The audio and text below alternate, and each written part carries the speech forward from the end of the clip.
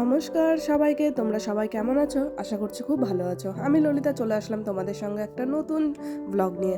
আশা করছি তোমরা যে যেখান থেকে দেখছো আমার পুরো ব্লগটা দেখো। সকাল সকাল ঘুম থেকে উঠে দেখি জানালার পাশে ছোট্ট একটা পাখি আনাগোনা করছে। আর এই পাখিগুলো কিন্তু বুঝতে পারে না, কারণ কাচের এই পাশ থেকে তো দেখা যায় না। আর ওরা ভাবে ওই পাশ থেকেও কেউ হয়তো আছে ওদেরই মতন, এই জন্য ওরা খেলতে থাকে। তো যাই হোক, পাখিদের সঙ্গে এই ছোট্ট একটা ভিডিও নিয়ে রেখেছিলাম। আর তারপরে চলে আসলাম এই রান্নাঘরের দিকে, কারণ মা সকাল সকাল রান্না বসিয়ে দিয়েছে। আর দিদা বসে বসে মুড়ি খাচ্ছে। আর আমার ছেলেকে এদিকে বলছিলাম যে তুমি দুষ্টুমি করে না, চুপচাপ বসে থাকো এক জায়গাতে। তো ওর কে কার কথা শোনে। আর মা এদিকে ভাত বসিয়ে দিয়েছে। আর সকালে অনেকগুলো মিষ্টি আলু ছিল, অনেকে রাঙা আলু বলতে পারো। তো এই আলুগুলো সুন্দর করে সিদ্ধ করে নেওয়া হচ্ছে। এই আলু সেদ্ধটা কিন্তু সবাই খেতে বেশ পছন্দ করে, অনেকভাবে খাওয়া যায়, কিন্তু হাতে অত সময় ছিল না। মা বললো সিদ্ধ করে খেয়ে নাও। আর বাবুকে বলেছিলাম যে আমার জন্য পুরি নিয়ে আসতে। আর এই ডাল পুরিগুলো আমি গাজলে আসলে খুব পছন্দ করি, এই জন্য আমার বাবা প্রতিবার আমার জন্য ডাল পুরিগুলো নিয়ে আসে। আজকে বেশি আনা হয়নি, 3 পিসে নিয়ে এসছে, কারণ আমার ছেলেকে দেবো না, ছেলে নাই বাড়িতে, চলে গেছে ও মামা বাড়ি। আর এই দেখো আমার বাবু ঘুম থেকে উঠে বাজার টাজার করে এসে মাকে বললো যে আমার মাথায় মেহেন্দি দিয়ে দিতে, কারণ বাবু আজ যতগুলো চুল ছিল অর্ধেকের বেশি চুলই সাদা হয়ে গেছে। এমনিতে তো চুল নেই, মাথায় টাক পড়ে গেছে, তার মধ্যে যে কটা চুল আছে সবই সাদা।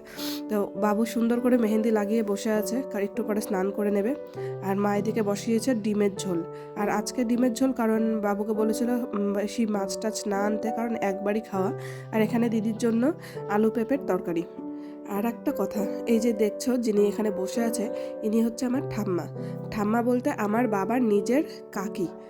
যেহেতু আমার দিদাও আমাদের বাড়িতে আছে, আর এই জন্য আমার ঠাম্মাও আমাদের সঙ্গে দেখা করতে চলে আসলো। ঠাম্মা কিন্তু আমাদের এখানে খুব কম আসে, কারণ সিঁড়ি দিয়ে উঠতে উনি খুবই ভয় পায়। তবুও জোর করে টেনে টেনে নিয়ে আসলাম যে চলো একটু বসে থাকবে আমাদের বাড়িতে, আমি যতক্ষণ থাকি। তো ঠাম্মা এখানে খুব আনন্দ করে সবার সঙ্গে কথা বলছিল। আর যেহেতু আমার দিদার বয়স আর ঠাম্মার বয়স এক, তো ওরা প্রায় বান্ধবীর মতনই, অনেক দিন আগের থেকে খুব ভালো একটা সম্পর্ক মেনটেন করে চলে। তো যাই হোক, এখানে ওরা গল্প করছে বসে বসে, আমরাও এখানে বসেছিলাম। আর এরই মধ্যে চলে আসলো আমার ভাই আর আমার মামি। এই ভাইয়ের মা, এটা হচ্ছে আমার বড় মামি। তো আমার বড় মামি আবার ক্যামেরার সামনে আসতে একটু লজ্জা পায়, কিন্তু মামি আবার জানে না যে আমি আবার ক্যামেরা করছি। আর একটা কথা তোমাদেরকে বলি, আমরা ছোটোর থেকে একসঙ্গে যে বড় হয়েছি, একই পাড়াতে আমাদের আত্মীয় স্বজনই বেশি। কারণ আমার মামার বাড়ি, 2-3টে কাকার বাড়ি, সব আমাদের একই সঙ্গে আমরা বাড়ি করেছিলাম। বাবু যখন ছোট ছিল, আমরা ছোটোবেলার থেকেই দেখেছি আমার কাকা মামা সবাই আমরা একই পাড়াতে থাকি, আমাদেরকে বাইরে যেতে হয় না। আমার ছোটো মামা শুধু বাইরে থাকে একটু দূরে, কিন্তু আমার বড় মামার বাড়ি আর আমার কাকাদের বাড়ি সবই আমাদের আশেপাশেই আছে। এই জন্য আমাদের ভাই বোনগুলোর সঙ্গে আমাদের কিন্তু খুবই মিল। আমার যেমন বড় মামার ছেলে আছে 2টো, আরও যে কাকাদের ছেলে বলো, কাকারা বলো, সবাই আমরা একই সঙ্গে, একসঙ্গে থাকতে থাকতে আমাদের এতটা অভ্যাস হয়ে গেছে। আমি এখানে আসলে পরে সবার সঙ্গে দেখা হয়, এমনকি সবাই আসে, অনেক মজা হয়। এই জন্য আমার এই ব্লগগুলোতে দেখবে, যখন আমি বাপের বাড়ি গেছি কিংবা ওখানে থাকি, তখন কেউ না কেউ আমাদের বাড়িতে থাকেই। এই জিনিসটা বেশ ভালো লাগে। আর এই যে ঠাম্মা আসছে আমার সঙ্গে দেখা করতে, আমিও গেছিলাম আসার সঙ্গে সঙ্গে। আর আমার দাদাকে দেখো কত ধরনের যে ছবি তুলবে, ওই পুরো ফিল্টার লাগিয়ে লাগিয়ে, ডাকাত থেকে শুরু করে সুন্দরী থেকে শুরু করে সব ধরনের ফিল্টার দিয়ে ছবি তুলবে আর ওদেরকে দেখাবে। আর ঠাম্মারাও বেশ মজাই পায়। আর ছোটো মামার বাড়ির থেকে দুধ পাঠিয়েছিল, আমার ছোটো মামার গরু আছে, এই জন্য অনেকটাই দুধ পাঠিয়েছিল। তার মধ্যে আমার দাদা কী করেছে, এই অল্প একটু দুধ নিয়ে এটাকে রাবড়ি বানানোর চেষ্টা করেছে। সত্যি বলতে ও অনেক এক্সপেরিমেন্ট করতে ভালোবাসে, অনেক ধরনের রান্না করতে পারে। আর ওর হাতের রান্না কিন্তু খুবই ভালো, যদিও করে না ইচ্ছে করে। আর এই যে রাবড়িটা বানালো, আমাকে বারবার করে বলছে দেখবি কত টেস্ট করে বানাবো। ওই বানাবে, আবার ওই সবাইকে দিয়ে অল্প অল্প করে হাতের মধ্যে দেবে যে নাও খেয়ে দেখো কেমন হয়েছে। এখন 1 চামচ করেই সবাই পেয়েছিল, আর ওই বেশিরভাগটা নিয়েছিল।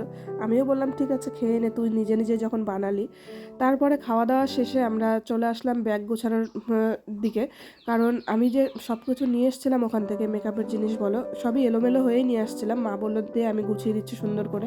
আর সত্যি বলতে আমি বাবার বাড়ি আসলে পরে আমি মা ছাড়া অচল, আমার মাই সব কিছু করে দেয়। আর দিদা আমাদের সঙ্গে যাবে না, কারণ দিদাকে নিয়ে যাওয়া হবে না, আমার মাই বলেছিল। আমি বলেছিলাম মাকে যে দিদাকে নিয়ে চলো, কিন্তু নিয়ে যাবে না। তো আমরা বাড়ির থেকে বেরিয়ে উঠে পড়লাম একটা বাসে, কারণ অনেকটা দূরের পথ, প্রায় 1.5 থেকে 2 ঘন্টা লাগে। আমরা বাসে উঠলাম থানামোড় থেকে, আর থানামোড় থেকে এদিকে এসে কুদুবাড়িতে দাঁড়িয়ে গেল। আর এই যে আলাল সেই গঙ্গা নদী, আর এই গঙ্গা নদীতে আমরা আগে শিবরাত্রি করতে আসতাম, এখান থেকে হেঁটে হেঁটে বাড়িতে যেতাম। সেই দিনগুলো অনেক আগে ছিল, অনেক আনন্দ হতো, কিন্তু এখন আর সেই দিনগুলো নেই। এখন আর কেউ ওরকম হাঁটা পথে যেতেও চায় না, আসতেও চায় না। দিন দিন সব কিছুই হারিয়ে যাচ্ছে আমাদের জীবন থেকে। অবশ্য সময়ের সঙ্গে সঙ্গে সব কিছুই বদলে যায়। তারপরে ওখান থেকে বাসে নেমে উঠে পড়লাম একটা টোটোতে। আমাদের 2বার টোটো চেঞ্জ করতে হবে মনে হয়। আমি অনেক বছর আগে গিয়েছিলাম যখন বৌদির বিয়ে হয়, তারপরে হয়তো 2বার গেছি। আর তারপরে 8-9 বছর হয়ে গেল আমি সোনারায় যাই না। আর সত্যি বলতে আমার এই গ্রামটা খুবই পছন্দ। আমি যতবারই যাই আমি বৌদিকে বলি, সত্যি তোমাদের গ্রামটা খুব সুন্দর। আর এই যে যাওয়া পথে দেখো শুধু বাগান দেখবে, আমের বাগান আর ইট ভাটা, আর এদিকে ধান ভুট্টা সব ধরনের চাষ। আর এই দিককার বাড়িগুলোতে একটা জিনিস খুব ভালো লাগলো, যে সব গৃহস্থ বাড়ি। গৃহস্থ বাড়ি বলতে গরু আছে, ধান চাষ করে, মানে চাষবাসের মধ্যেই ওরা থাকে। তো এখানে যতগুলো বাড়ি দেখলাম সবার বাড়ির সামনে এভাবে ঘুঁটে দেওয়া, গরু বাঁধা, বেশ ভালো লাগলো। আর আমরা যেখানে থাকি সেই জায়গাগুলো এখন এতটাই উন্নত হচ্ছে দিনে দিনে, যে এখন একটু গ্রামের দিকে গেলে খুব ভালোও লাগে। আর এই যে বৌদিদের যে গ্রামটা আমাদের বাড়ির থেকে কিন্তু খুব বেশি দূর না, আবার খুব কাছেও না। আর আমরা যে কারণে যাচ্ছি অনেকেই হয়তো বুঝে গেছো, আমার বৌদির ভাইয়ের বিয়ে, মানে আমারও ভাইয়ের বিয়ে, এই কারণে আমাদের যাওয়া হচ্ছে। তো আমাদের প্ল্যান ছিল বিয়ের দিন যাওয়ার, কিন্তু মা বলল যে বিয়ের দিন গেলে রিচুয়ালসগুলো কিছুই দেখতে পাবি না, তো বিয়ের একদিন আগেই চল। আর মাসিও খুব রাগ করবে ওরকম বিয়ের দিন গেলে।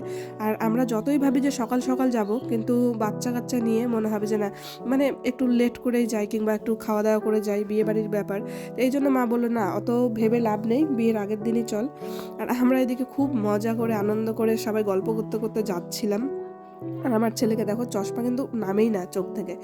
আর আসার পরে আমার এই ছোট্ট বাবুর সঙ্গে দেখা, আমার ছেলের কতদিন পরে যে দেখা হলো। আর ওদের দেখো মিলটা, ওরা কখনো ঝগড়া করে না, ওরা কখনো মারামারি করে না। দেখা হওয়ার সঙ্গে সঙ্গে গলা ধরে ওকে কোলে নেওয়ার চেষ্টা, দুজনেই কিন্তু প্রায় সমানই হয়ে গেছে। যাই হোক, ওদের তো হয়ে গেল। তারপরে আমি আমার বৌদির সঙ্গে দেখা করলাম। এসেই দেখি আমার বৌদি বাটিতে মুড়ি খাওয়া শুরু করেছে। বেচারা এত খাটাখাটনি করতে করতে চোখ মুখ পুরো শুকিয়েই গেছে। তো বলছিল ভিডিও করছে, আমি খাচ্ছি। আমি বললাম না থাক, কিছুই হবে না। তো বৌদির মতন মুড়ি খাচ্ছে, আর এদিকে বাবু বসে আছে আর দেখছে বাচ্চারা খেলছে। আর একটা কথা, তোমরা এখন একটা জিনিস দেখবে, যে বাচ্চারা যেই সব খেলা খেলে আমরা কিন্তু ছোটোবেলায় অনেক খেলেছি।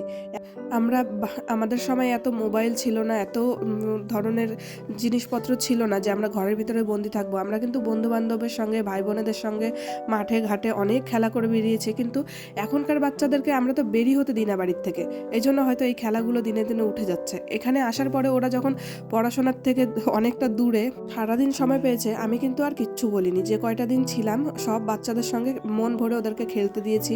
আর ভাবলাম যে বাড়িতে গিয়েও ওদেরকে একটু সময় দেব, যাতে ওরা খেলাধুলা করতে পারে। আর সন্ধ্যের পরে বৌদি বানিয়ে নিল এখানে চা। আর চাটা কিন্তু দেখলে ছোট্ট একটা উনুনে বানালো, কারণ মাসির বাড়িতে খড়ির ব্যবস্থাটাই বেশি। আর গ্রামগঞ্জে এতটাই খড়ি, মানে ওদের গ্যাসের দরকারই পড়ে না আর কি। তারপরে মা এদিকে বসে পড়েছে রাত্রের রান্না করার জন্য। আর একটু পরে দাদাও চলে আসলো, ও আমাদের অনেকটাই পরে বেরিয়েছিল বাড়ির থেকে। আর এইদিকে আমি একটু ঢং করে নিচ্ছিলাম। আর আমার ছেলেকে দেখবে এখন কত খুশি, কত আনন্দ, এখন ও শুরু করবে নাচ। আর ওর আগা মাথা আমি কিছুই বুঝলাম না এটা কোন ধরনের নাচ। অতিরিক্ত খুশি হলে পরে বাচ্চা কাচ্চা এইভাবেই পাগলের মতনই ডান্স করে হয়তো। ওরা তো ওদের মতন খেলছে খুব আরামেই, কিন্তু আমাদের যে কত কাজ, আমাদের মাথায় যে কত দায়িত্ব, ওটাই আমি ভাবছি। আমার বৌদি এদিকে যে নতুন বইয়ের শাড়ি যেগুলো আশীর্বাদে যাবে, সেগুলো সুন্দর করে গুছিয়ে নিচ্ছিল। আর আমার মা এদিকে রান্না বসিয়ে দিয়েছে। যেহেতু আমরা নিজেরাই, এই জন্য আমাদের আর কোনো লোকজনের দরকার পড়েনি। আর আগের দিন তো সেরকম কেউ আসেওনি আত্মীয় স্বজন, বেশিরভাগ বিয়ের দিনই আসবে। আর এদিকে সব কিছু গুছানোর পরে বসে পড়লাম খাওয়া দাওয়া করতে, কারণ অনেকটা রাত হয়ে গেছে। এখন খাওয়া দাওয়া করে সবাই শুয়ে পড়বে, কারণ কালকে বিয়ে, অনেক আনন্দ হবে, অনেক ভোরবেলা উঠতে হবে। তো আমি আমার ব্লগটা এখানেই শেষ করছি। তোমাদের ব্লগটা কেমন লাগলো অবশ্যই তো আমাকে কমেন্ট করে বলো। আর যদি ভালো লাগে একটা লাইক করে দিও। দেখা হবে তোমাদের সঙ্গে পরের একটা ব্লগে। আর যারা এই ব্লগটা দেখলে, তো সবাইকে অসংখ্য ধন্যবাদ।